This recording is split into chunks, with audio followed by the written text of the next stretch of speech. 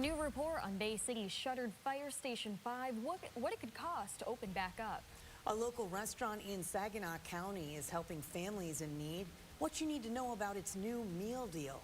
And Election Day is tomorrow. We'll look at some key items on ballots here in mid-Michigan.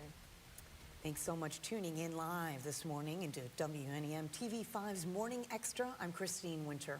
And I'm Lauren Piesco. First Alert meteorologist Matthew Mondros here, tracking the latest in our Monday forecast. Yeah, Lauren, Christine, for this Monday, we are tracking a bit of a damp and a breezy start to the day, but the rainfall that we currently see is not expected to be here all day. In fact, by lunchtime today, we should be completely dry. With these showers moving through, they've even been starting to fall apart just a little bit more. But again, not sticking around for the whole day. Even by the afternoon bus stops, when students are coming home later on, we expect a lot of sun. Our temperatures into the low to mid 50s by then. So it is going to be really quite quiet as we go into this afternoon, other than the breeze sticking around, but pretty much just a complete reversal from this morning. We've had a southwest wind this morning, too, up to about 15 to 20 miles per hour, and even some wind gusts approaching 30 miles per hour. I do want to first alert you to a windy day for the entirety of today, though. Even during the afternoon, despite that sunshine coming back, it'll still be windy even later today with a west wind gusting to about 35 miles per hour. I'll show you that hour by hour and the 7-day coming up, though, very soon. Christine, Lauren, back to you. All right, a traffic alert for you this morning. The Candlish Road in Grand Blanc is closed starting today for water main repairs. The road will be shut down from west of Vassar Road to east of Parkside Drive. The detour takes drivers from Saginaw Street to Baldwin Road to Gale Road. The road is expected to reopen December 23rd. The Bay City Commission hosts its regular meeting tonight. The agenda includes a report on Fire Station 5 and some potential options for reopening it. Now, that building on Smith Street was built in 1965 and it's in need of serious renovations. The city closed it down last year over aging infrastructure concerns and staffing issues. Last July, the commission approved an architecture firm to evaluate the building and propose some options to get it reopened. In that report, the firm gave total projected costs for several options. To renovate Station 5, it would cost just over $2 million. To renovate and expand the square footage, it would cost more than $3.3 million. And for a whole new build at the site, it would cost between $3.9 and $4.5 million. Tonight's meeting starts at 6 at City Hall on Washington Avenue.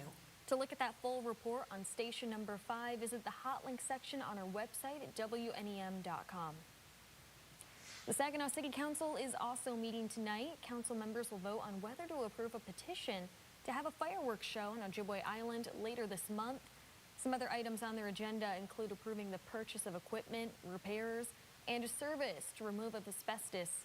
That meeting will be tonight at 6:30 at City Hall on South Washington Avenue.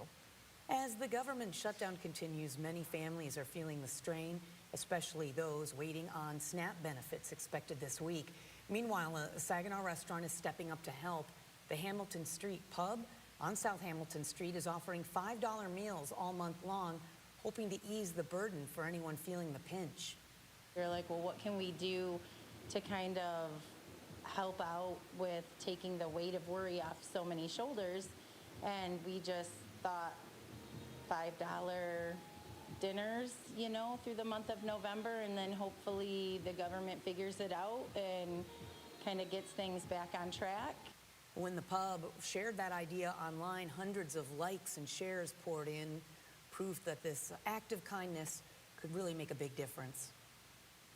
And as we mentioned, SNAP benefits are expected to resume nationally on Wednesday. This comes after federal judges ruled the government must use emergency funds to resume the food assistance benefit payments nationally.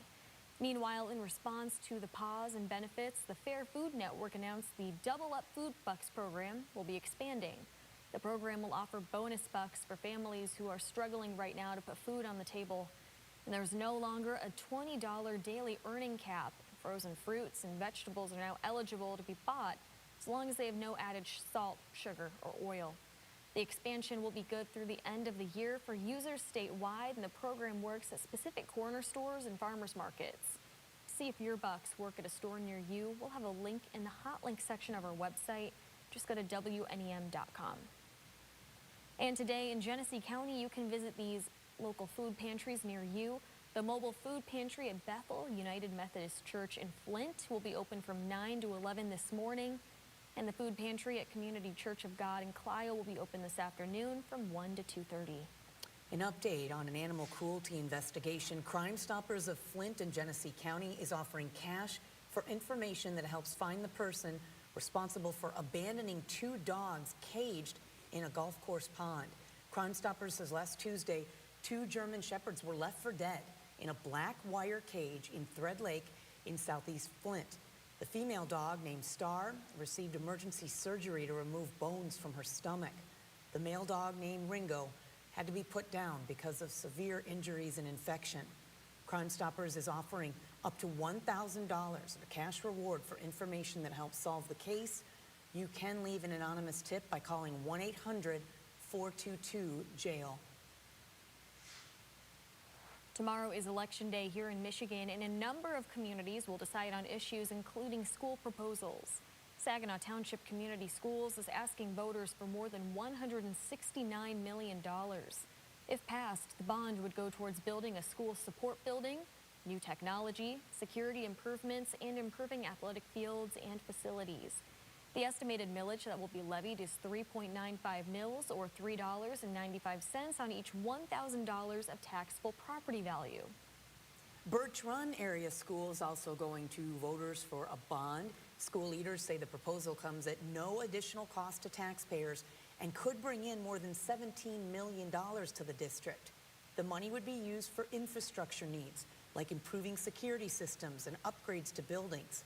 If passed, some of the planned projects include adding classrooms at North Elementary and upgrading the trade space at Birch Run High School. And in Genesee County, a sinking fund is back on the ballot for Davison Community Schools. The superintendent tells TV5 the sinking fund that passed in 2015 is set to expire at the end of this year. 53% of voters said no to this proposal back in May.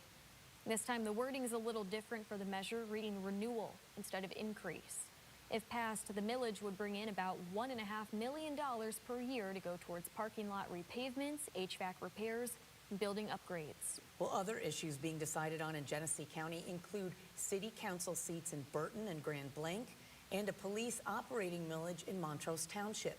To see if there's an election in your area tomorrow, you can check with your local clerk or the Michigan Voter Information Center website. We have that link in hot links at WNEM.com. You are watching TV5 Morning Extra. Still ahead, the state Christmas tree arrives in Lansing. We're going to show you where it's coming from. And a special pet adoption offer here in mid-Michigan, how you can take advantage of Saginaw County Animal Care's special deal. Miss a story? Catch up on our YouTube page. And for the latest updates, like us on Facebook and follow us on Instagram. Matthew will have your first alert forecast coming up next after the break.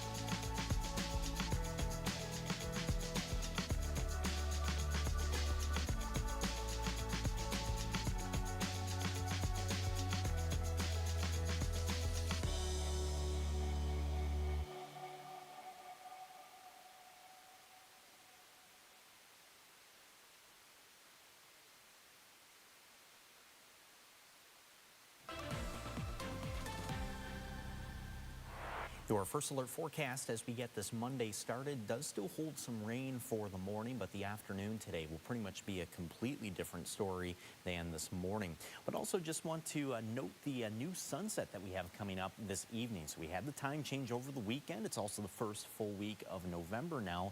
That sunset this evening, 5:23. We are losing about 2.5 minutes of daylight each day currently. Our next 6 o'clock sunset, in fact, won't be until February 10th of next year. So now that we've had that time change, not only does it feel, but it also looks more like late fall as well. We actually have Veterans Day coming up next week. Then we have Thanksgiving coming up 24 days from now. Snowmobilers, the trails open in 28 days, so less than a month away. So fingers crossed that we do have a nice snowy start to the season. And then Christmas, 52 days away. But of course, Christmas, that'll be coming up on us pretty quickly too, just given how quickly it feels like November and December usually go by. But first alert pinpoint Doppler this morning does have some rain moving through our area. These rain showers will be out of here by the late morning, pretty much about 10 or 11 o'clock. From there, plenty of sun, very dry for the rest of the day, so a complete 180 from this morning. Even as we go into tonight, we are holding on to these mostly clear skies. Then we are expected to see a partly cloudy sky on Tuesday, but still dry, even as we go into Tuesday as well. Now, highs for today reach up to about 55 degrees. That west wind, that'll still hold on for us, though. So even though the rain clears out for the afternoon, we do still expect some wind gusts near about 30 or 35 miles per hour during the afternoon today, with that wind also veering to the west. So this morning, it's still been more of a southwesterly wind. But the first alert 7-day forecast is generally pretty quiet as we go throughout the middle of this week. Just an isolated shower on Wednesday. But after today, next best chance of rain comes in on Friday. That'll be with a cold front moving through on Friday. And that cold front really does unlock some cooler temperatures for the weekend too. So we have 45 on Saturday, 42 currently in the forecast for Sunday as well. So it definitely will be cooling down quite a bit as well. And we could see some more scattered showers this weekend, especially on Sunday. So that's also a rain chance we'll be keeping a very close eye on as we approach the weekend. But until that Friday rain and until that cool down, our conditions after this morning's rain will be pretty quiet for the middle of the week. Not too bad, Matthew. Thank you. Across Michigan, the state Christmas tree has officially arrived at the Capitol in Lansing. This year's tree is a 68-foot spruce from Sault Ste. Marie. And the tradition of the state Christmas tree began back in 1987 when Governor James Blanchard asked the Michigan Department of Management and Budget to lead a search for a tree for the state capitol for the holiday season. That first tree was also from Sault Ste. Marie. Getting to deal with the communities, getting to deal with the people. When we're up on the harvest, it's a lot of work that goes on behind the scenes, as you can imagine. There's a lot of things that happen, but it's such a great time to be able to interact with everybody that's up there. A tree lighting ceremony will be held on Friday, November 21st during the 41st annual Silver Bells. The very crowded Saginaw County Animal Care and Control is extending its operational hours for adoption and running an adoption special today through the 15th. Adoptions are just $11 and include spay or neuter, vaccines, and a microchip. The shelter on Bay Road is now open weekdays 9 a.m. to 6 p.m. and Saturdays from 9 a.m. to 1. Frankenmuth Credit Union is hosting an interactive presentation about Rosie the Riveter and the women who entered the workforce during World War II while men were out on the front lines. The presenter will wear a period-accurate Rosie the Riveter costume while she explains the groundbreaking work that took place during that time period. You will also learn about the origins of Rosie the Riveter, meet the real women behind the iconic image, and discover their contributions and how they reshaped labor, industry, and women's rights. The presentation begins today at 6:30 at the Frankenmuth Credit Union. Here's a look at what we're working on for TV5 News at 9. McLaren Flint will be here to talk to us about lung cancer and why it's so deadly. Also, we're sitting down with the Public Libraries of Saginaw to talk about its upcoming event for National Novel Writing Month. Then Barberi Law Firm talking with us in the studio about common car insurance misconceptions and how your car insurance works here in Michigan. And as always, we'll have one last look at your first alert forecast. Here's Matthew.